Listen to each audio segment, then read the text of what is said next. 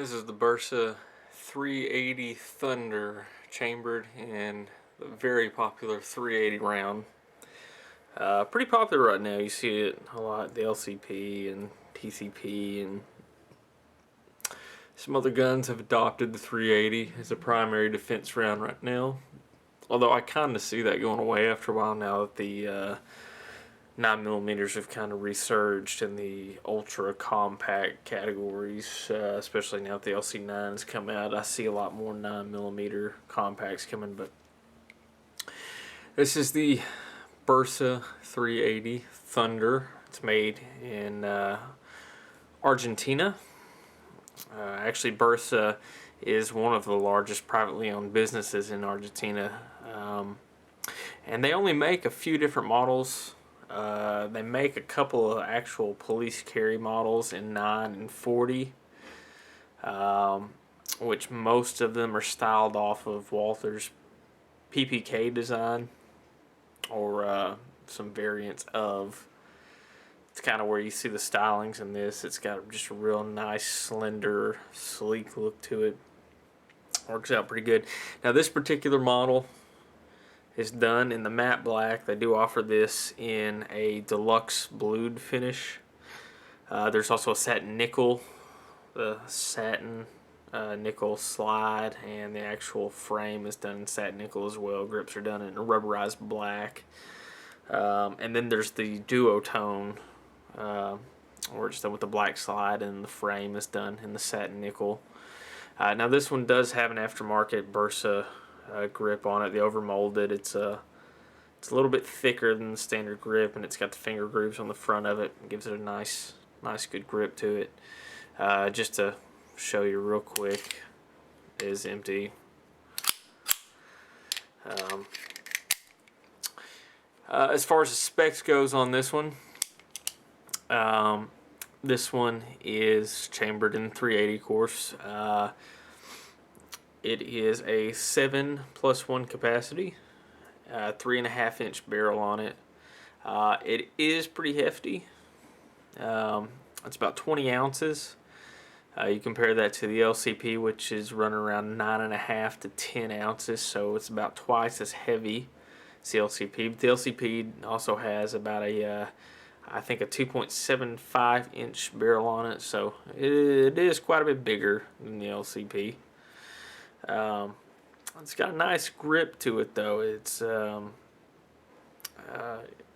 compared to the end, I'll keep going back to compare it to the LCP because that's just such a widely known 380.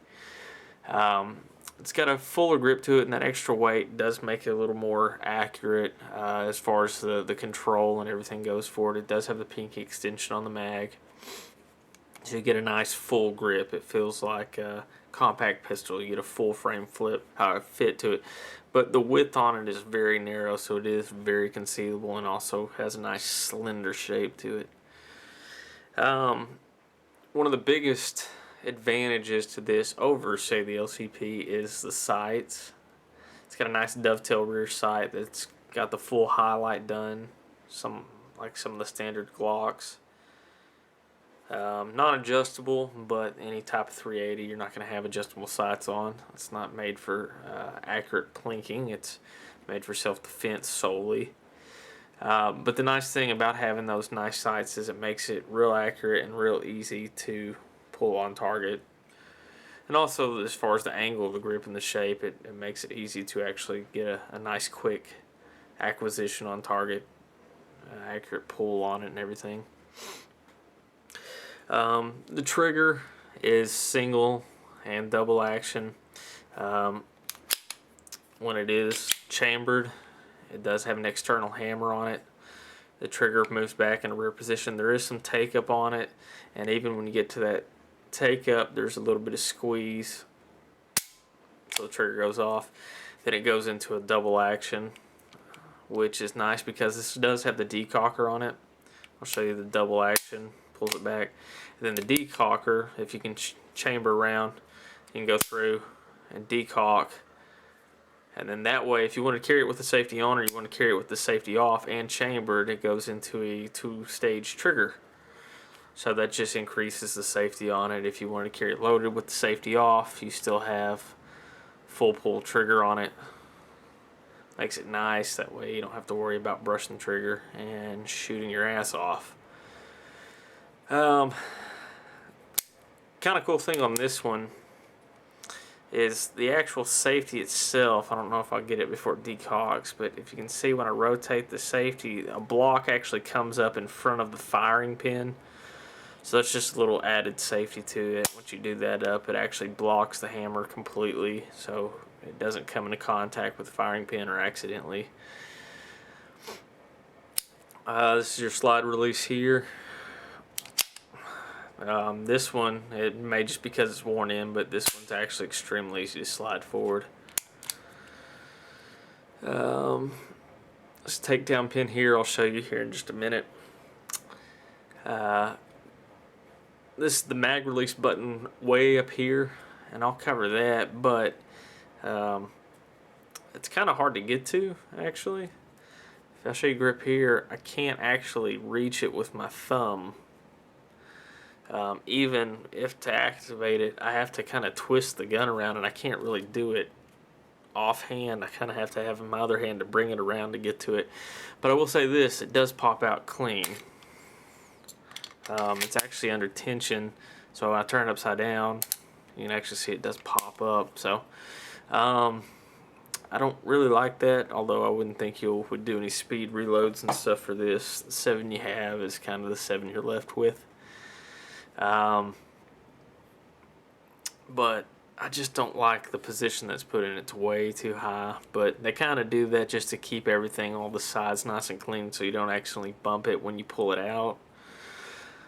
So that's kind of a safety thing to keep, because I have seen a video of a guy, surveillance video inside a convenience store, where a guy pulls his gun out to stop some robbers, and he accidentally hits the mag release while he's trying to shoot, drops the mag out, and then just all hell breaks loose. So I think it may be kind of nice that it's up and out of the way, but it's just kind of a pain in the ass. This one does have the trigger disconnect here if you have the key for it, which I don't.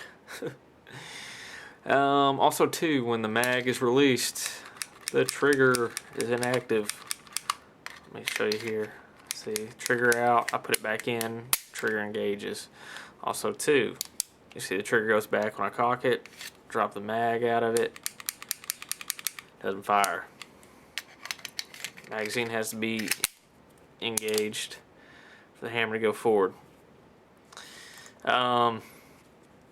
Now, takedown was fairly simple. Basically what you have to do is you flip this lever down, you'll pull the slide back, and then lift up on it. It comes off real simple. They kind of make it all in one piece. Actually, I can put my finger there, twist it down. I'll show you on this side actually. Twist it down with that finger. You pull it back, pull up, release.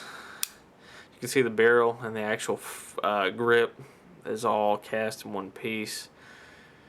Got the spring there, makes it real easy to get to, clean. Real easy to kind of get inside, firing pin and all that contained inside that.